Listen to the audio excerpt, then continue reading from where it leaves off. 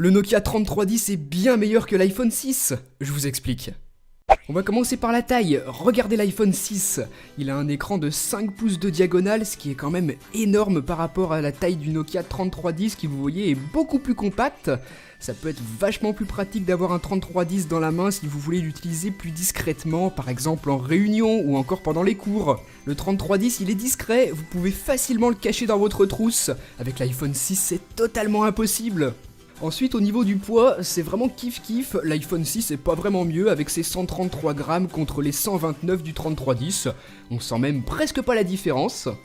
Au niveau de l'épaisseur, vous voyez que le 3310 est quand même plutôt imposant, il tient bien en main, au contraire de l'iPhone 6 qui est super fin, on risque facilement de le faire glisser, et c'est là que le 3310 a un gros avantage, il est bien plus résistant que l'iPhone 6. Regardez cet exemple, on fait tomber tout doucement un petit marteau sur un iPhone 6 et l'écran se casse instantanément.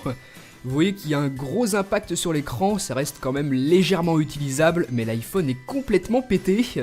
En mettant plein de gros coups de marteau sur le Nokia 3310, on voit qu'il ne bronche pas, on peut même tenter de le scier, pas de problème, il continue de fonctionner, il est totalement indestructible. Il est également résistant à l'eau dans laquelle il peut passer plusieurs heures sans problème, là où l'iPhone 6 n'est pas du tout waterproof et craint les gouttes de pluie. A cause de sa finesse, vous avez forcément entendu parler du fait que l'iPhone 6 peut se plier dans la poche, alors qu'avec le 3310, pas de souci, si vous vous asseyez dessus, vous aurez juste mal au cul. Pas d'appareil photo sur le Nokia, alors que l'iPhone 6 en a un de 8 mégapixels sur la face arrière. Donc un appareil photo sur un téléphone, est-ce réellement utile? On peut se le demander, surtout qu'Apple a fait ça n'importe comment. Vous voyez que l'objectif dépasse à l'arrière. Si l'iPhone est posé à plat et qu'on appuie sur l'écran, eh ben on a un truc totalement bancal. Pour ce qui est de l'écran, l'iPhone 6 est équipé d'une dalle Retina, et bon il faut bien l'avouer, c'est quand même plutôt joli à l'œil. Le Nokia 3310, lui, est équipé d'un écran monochrome, ce qui fait que vous pouvez l'utiliser parfaitement, même en plein soleil. Il n'y a absolument aucun souci là-dessus, alors que sur l'iPhone 6, on voit plus rien, et en plus c'est tout plein de traces de doigts. Encore un point sur lequel l'iPhone 6 se fait exploser par le Nokia 3310, c'est au niveau de l'autonomie de la batterie. Vous savez que vous êtes obligé de recharger votre iPhone tous les soirs, alors qu'avec le 3310, ça tient une éternité. Moi je l'ai depuis, je crois, une quinzaine d'années, et je l'ai rechargé qu'une seule fois. Maintenant, je vais m'adresser un petit peu aux gamers d'entre vous. Sur le 3310, vous n'avez que, c'est vrai, 5 jeux qui sont disponibles, mais vous avez quand même le meilleur jeu de tous les temps, Snake 2. L'iPhone 6, lui, bénéficie de la grande richesse de l'App Store. Vous y trouvez plein de choses, des applications pratiques, des jeux. Donc voilà, il fallait bien qu'il domine un petit peu le 3310 sur un point, c'est celui-ci, les applications. Mais bon, qui utilise vraiment des jeux sur son téléphone, c'est pas vraiment fait pour jouer. Côté utile, sur iPhone on aura par exemple une calculatrice, ou encore la gestion des rappels, ou encore même l'horloge mondiale. Là c'est un petit peu plus pro que ces petits jeux à la con qui servent pas à grand chose sur le store. Donc a priori on pourrait croire que l'iPhone 6 est plus pour les professionnels avec ses applications, mais pas du tout. On s'aperçoit que le Nokia 3310 a lui aussi une horloge, des rappels, une calculatrice, il sait tout faire.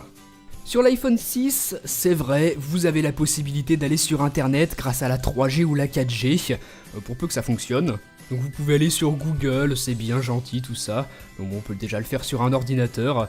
Voilà, maintenant vous avez ça dans votre poche et vous êtes en permanence observé par les géants du web. Sur le 3310, pas d'internet et autres petites choses futiles. Si vous voulez connaître la météo, vous ne regardez pas votre téléphone, mais vous regardez par la fenêtre. Pour les plus musiciens d'entre vous, vous serez ravis d'apprendre que sur le Nokia 3310, vous avez la possibilité de créer vous-même vos sonneries grâce au compositeur. Vous utilisez les touches.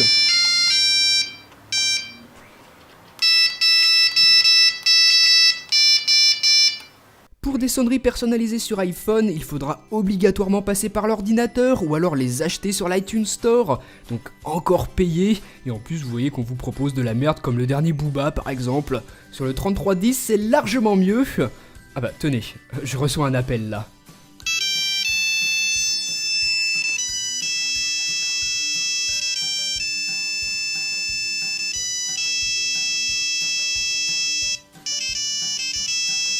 Encore un truc complètement nul sur iPhone, c'est la correction automatique. Regardez là, je voulais écrire et ça me propose Hugo. Absolument aucun rapport. Parfait, merci Apple.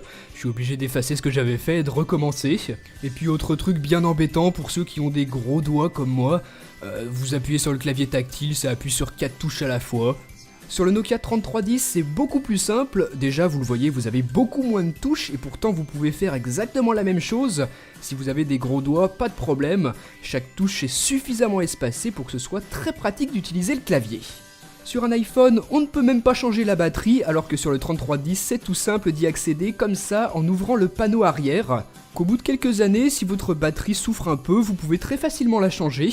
Vous pouvez aussi utiliser des coques personnalisées, ce qui n'est encore une fois pas du tout possible sur un iPhone. Votre iPhone, justement, à cause des mises à jour de l'OS, au bout de 3-4 ans, votre iPhone devient vraiment lent. Apple fait tout pour que vous en rachetiez un nouveau, alors que le 3310, pas de problème. Ça fait 15 ans que j'ai le mien, il fonctionne toujours aussi bien, comme au premier jour. Donc c'est vraiment un téléphone épatant qui surclasse l'iPhone 6 dans tous les domaines, on l'a bien vu. En plus, il est plutôt esthétique avec ses coques que vous pouvez changer, je vous l'ai dit, si vous le souhaitez. Donc voilà, je vais arrêter là parce que je pourrais encore continuer longtemps comme ça, et je sais que plein d'entre vous aiment bien les iPhones, donc je veux pas trop vous vexer. Allez, salut!